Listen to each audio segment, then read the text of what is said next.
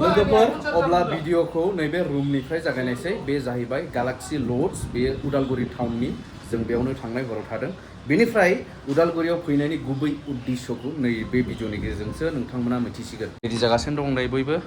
thumbnail आरो टाइटेलाव नायनानै बुजिखाबाय जानांगौ नोंथांमोना औ बेनो ओमफ्राय देरहासारनानै बेबायदि ओमफ्राय एमजे रेडि ओमफ्राय नैबाव आलासि सासे फैदों नै मा नाम मोनलाय ब्रादार आंना जिमि बसुमतारी ने बेयावनिनो बावनो उदालगुरि आंना मोनसे फिसा इउटिउब चेनेल दङ आच्छा आच्छा नोंथांमोना एसे आंनि चेनेलखौबो एसे हेल्प खालामदो चेनेलनि नामा जिमि सना ब्लग बे बिथाङा माने लोगो हमनो फैदों आदा उफ्रिखौ आफादनिनोमोन औ एक्सएनडिबि बिथांनि चेनेलखौ सापर्ट खालामनांगौ ना 100% सापर्ट खालाम अब्ला ओंखारबाय जोङो बाहेरायाव बेबायदिनो ओमफ्राय एखेबारे टाउनावनो नालाय ओमफ्राय खाथियावनो ट्रेन स्टेशन बैलाय बेनो आरो नों गामसाजोंनो ओंखारलायबाय दिनै खालि उदै सानाय एसे उदै गाज्रि जायो आसलथे नों बेंगलाव थांना बेंगलनि खायद' जानासो बिदि जाखो ना माखो जानो मिथिला ओंखारबाय जोङो होमब्ला डाइरेक्ट चेक आउटबो जाखाबाय बेनो जाहैबाय रिसेपसना गैलेक्सि लड्ज उदालगुरि थांनायसै डाइरेक्ट प्रग्रामाव गारियाव बेग टेग सोजोबखानोसै आरो ओंखारबाय होमब्लानो ज्रें होनलायखायो माथो रेडि ने रेडि मुसुखा रेडि गोसो जाय खारलाङा नैबेनो नै जोंनि लकेसना प्रग्रामनि लकेसना दा बेयाव नायना एसे बुजिबायना नोंथांमोना बेलाय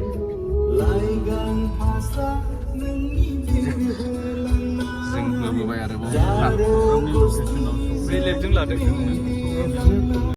हाबबोबाय जोङो नै प्रग्राम जागोनाव माने प्रग्रामा बेनो मोनसे गिदिर लटारि मोजां उद्देश्य लानानै होगोन दिनैनिफ्राय लटारि टिकेट फाननाया जागायगोन बेनिफ्राय बिनिनो दिनै मा होनांगोन लन्च खालामनाय बायदि आरो बेलाय स्टेज बानायखादों गिदिरनो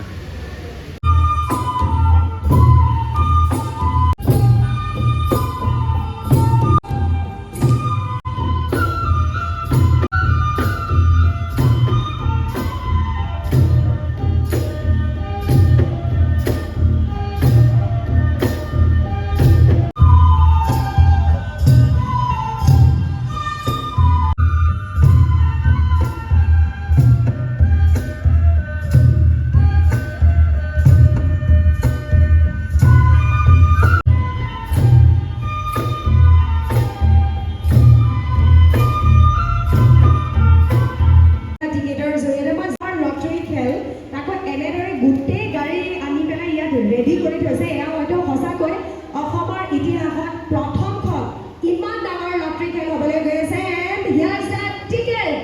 এটা জোৰদাৰ শব্দৰে ল'ব লাগে কাৰণ ইয়াৰ পিছতে আপোনালোকে টিকেট ক্ৰয় কৰিব পাৰে दानिया लोगोफोर बेखेवनाय हाबाफारियाथ' जानानै थांबाय बेनिफ्राय बे लटारिनि प्राइजफोरा बान्थाफोरा मा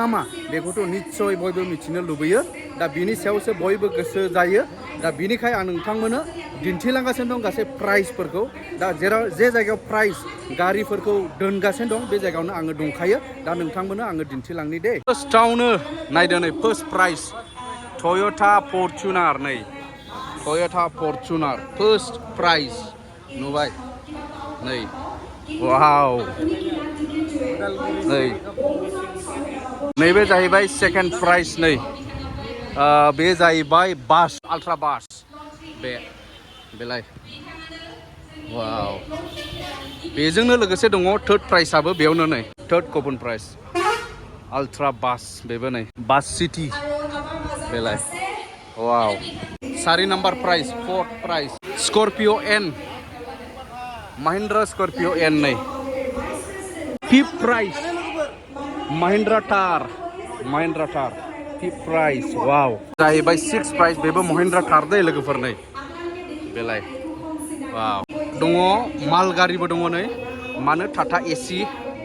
बेनिफ्राय ओरैहाय इ रिक्सा गोबां दङ नै 10 ना बेसेबांबा दङ इ रिक्सा एल्ट'आ ओरैबायदि गोबां दङ माने एल्ट' K10 सुइफ्ट बायदि बायदि माने बै लटारि टिकेटाव नायोब्ला नोंथांमोना मोजाङै नायनानै बुजिगोन एल्ट' K10 दं सुइफ्ट निउ मडेल सुइफ्ट नै बिदि दं पुरा गारियानो गारि बेखौ मोनफा मोनफा खिन्थायोला गोबावबो जानो हागौ बेनिफ्राय जाहैबाय बे नै मोनसे मा होनो सनालिका ट्रेक्टर दङ मोनसे बे बेसेबां प्राइसथाय टिकेटाव नायब्ला मिथिगोन लोगोफोर नै वाव नै गोबां बाइकफोराथ' दंखायोखा बाइकआथ' थाखायो जाहैबाय नै रयेल एनफिल्डबो दं रयेल एनफिल्ड पालसार स्कुटि नै बा ओरैहाय मा यामाहा R15 नै बेलाय ओमफ्राय ओरैबो दं नै माखासे वाव दा नैबे श'रुम बायदि मोनसे गिदिर लटारिखौ नैबे सेरेका फाउन्डेसना मानि थाखाय मा थांखि लानानै होदों बा नोंथांमोननो आङो मिथिहोगासिनो दङ सेरेगा फाउन्डेसनजों लोगोसे आरोबाव सिजौ फाउन्डेसना हेफाजाब होफैनो थाखाय फैदों आरो दिनैनि नैबे लटारि खेलाखौ खुंफुंनो थाखाय आखायाव लादों दिनै फै जों मिथिनानै लानि नैबे लटारि खेलाखौ खुंनायनि जाहोना मा आं फारियै जोंनि थांखिफोरखौ बुंलांनो आखायाव लादों गिबियावनो जोंनि थांखिया जाहैबाय सेरेगा फाउन्डेसनजों सालायजानाय फरायसालि सेरेगा फाउन्डेसन सिनियर सेकेन्डारि फरायसालि आरो सिजौ फाउन्डेसनजों सालायजानाय फरायसालि आलारि एकाडेमि मोन्नैबो फरायसालिनि डाटाखौ जौगाहोनाय सोलोंथाइ बिखान्थि आरो आयदाफोरखौ जौगाहोनाय नैथि थांखिया जाबाय उदालगुरि हालामनि सुबुंफोरनि थाखाय गंसे भेन्टिलेटेड एम्बुलेन्स डनेट खालामनाय जागोन जे 24/7 सान हर सार्भिस होगोन जेबो बेसेन लायाबासिनो आरोबाव गंसे गोथै सहलांनाय गारि जेखौ स्वर्गरथ होननानै बुङो बेखौ उदालगुरि हालामनि गासैबो सुबुंफोरनि थाखाय जेबो बेसेन लायाबासिनो सार्भिस होनाय जागोन आरो थामथियाव दं जोंनि बर' हारिनि थाखाय नांनानै जाय बिथांमोनहा 2020 मायथाइनिफ्रायनो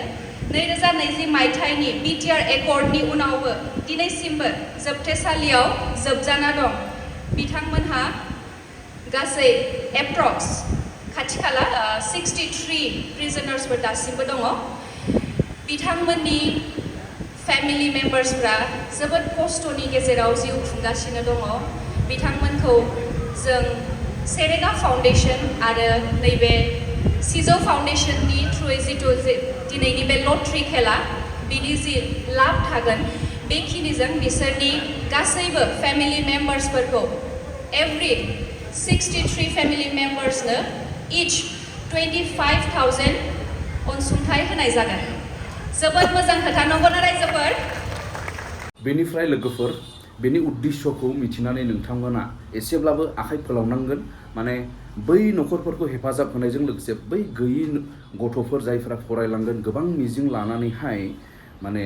फरायगासिनो दं सुबिदा मोनाखै नांगौ बायदि बिसोरखौ हेफाजाब होनायाव जोंहा लस गैया आरो जोङो बिसोरखौ एबा बेफोरबायदिखौ हेफाजाब होयोब्लानो माने मोनसे खोथा दङ मानसिखौ अननायानो इसोरखौ अननाय दा बेनिखाय बै गोनांथि जानाय सुबुंफोरनिसिम बेफोर थाखाया अनसुंथाया जे सौहैगोन बेयो जोबोद गिदिर बाथ्रा बेनिखायनो लोगोफोर नोंथांमोना जायफोरा लटारिखौ लानो गोसो टिकेटखौ लानो गोसो नोंथांमोना जगाजग खालामदो स्क्रिनावनो होगासिनो दं वाट्सएपनि नाम्बार नैबे वाट्सएप नाम्बारनि गेजेरजोंनो नोंथांमोना मेसेज खालामनायनि गेजेरजों अनलाइन पेमेन्ट आरो डाइरेक्ट कन्टेक्टबो खालामनो हागोन बेखौहाय जोंनिफ्रायनो जों माखासे इउटिउबारफोरनिफ्रायनो आदा अफ्रि दैमारि एनिथिं एमजे देरहासार इस्लारि आं जों साब्रैनिफ्रायनो बे टिकेटखौ नोंथांमोना मोननो हागोन आरो बबे खनायाव हैनांगौ बेखौ जोङो जेरैखि जाया सौहैहोगोन बेनिफ्राय लोगो लोगो लटारि फाननायाबो जागायबाय नै फ्राय बिहिर जाबायानो नै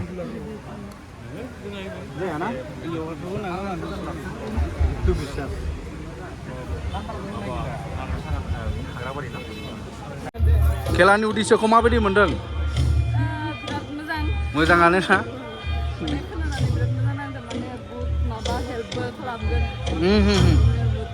लाबायना लटारि दे ओरैनो हरब्रा दे